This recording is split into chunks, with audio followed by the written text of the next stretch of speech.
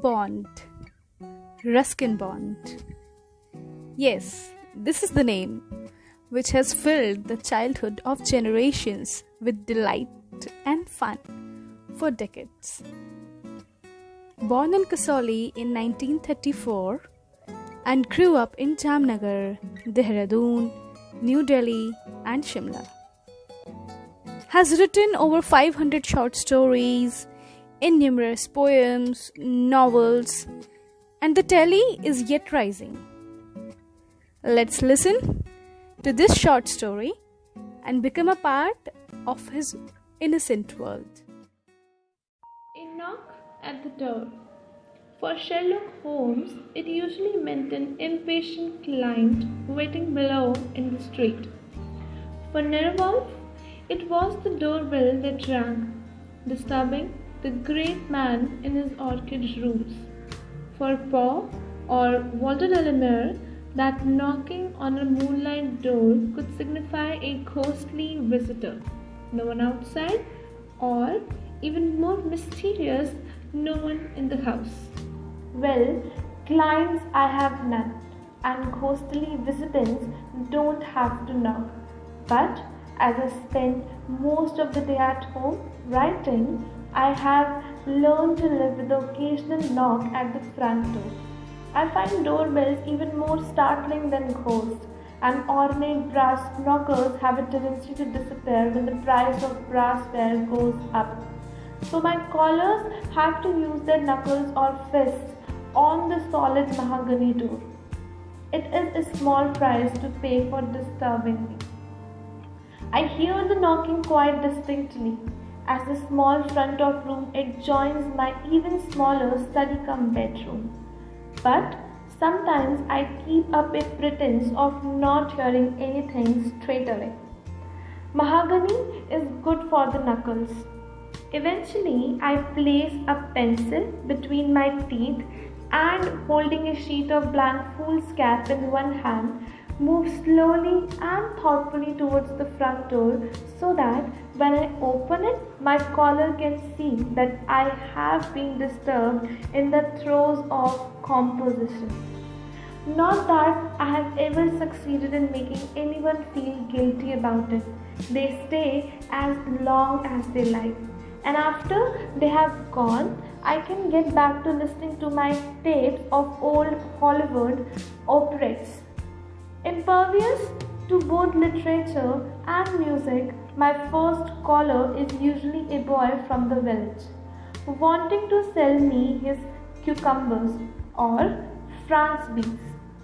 For some reason, he won't call them French beans. He is not impressed by the accoutrements of my trade. He throws a cucumber into my arms and empties the beans on a coffee table book which has been sent to me for review. There is no coffee table, but the book makes a good one. He is confident that I cannot resist his France beans, even though this sub-Himalayan variety is extremely hard and stringy. Actually, I am a sucker for cucumbers, but I take the beans so I can get the cucumbers cheap. In this fashion, authors survive. The deal done, and the door closed. I decide it's time to do some work. I start this little essay, and if it's nice and gets published, I will be able to take care of the electricity bill. There is a knock at the door.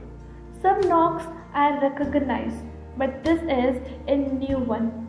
Perhaps it is someone asking for a donation. Cucumber in one hand, I stride to the door and open it abruptly, only to be confronted by a polite, smart-looking chaffer who presents me with a large bouquet of flowering gladiola. With the compliments of Mr. B.P. Singh, he announces, before departing smartly with a click of heels. I start looking for a receptacle for the flowers, as grandmother's flower vase was really designed for violets and forget-me-nots. B.P. Singh is a kind man who had the original idea of turning his property outside Missouri into a gladiola farm. A bare hillside is now a mass of gladiola from May to September. He sells them to flower shop in Delhi, but his heart bleeds at harvesting time. Gladiola arranged in an ice bucket, I return to my desk and I'm just wondering what I should be writing next, when there is a loud banging on the door. No friendly knock this time. Urgent, premonitory, summoning. Could it be the police? And what have gone and done? Every good citizen has at least one guilty secret, just wanting to be discovered. I move warily to the door and open it an inch or two. It is a policeman. Hastily, I drop the cucumber and politely ask him if I can be of help. Try to look casual, I tell myself. He has a small packet in his hands. No, it's not a warrant.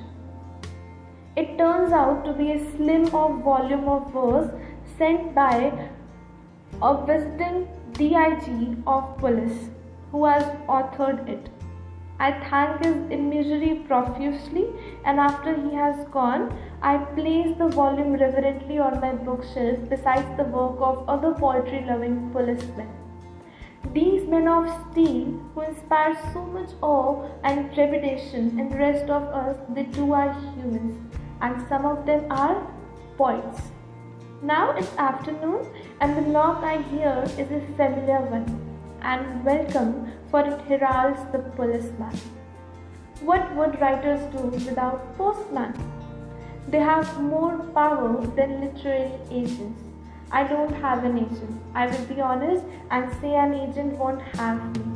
But I do have a postman, and he turns up every day except when there is a landslide. Yes, it's Prakash the postman who makes my day, showering me with letters, books, acceptances, rejections, and even the occasional check.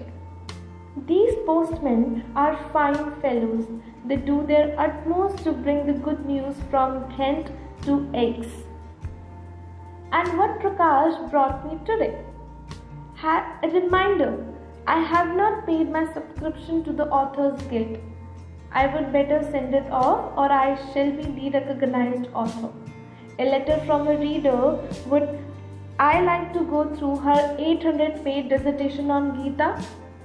Someday, my love, a check. From Sunflower Books for 19 rupees only, representing the sale of 6 copies of one of my books during the previous year. Never mind. 6 wise persons put their money down for my cook. No fresh acceptances, but no rejections either.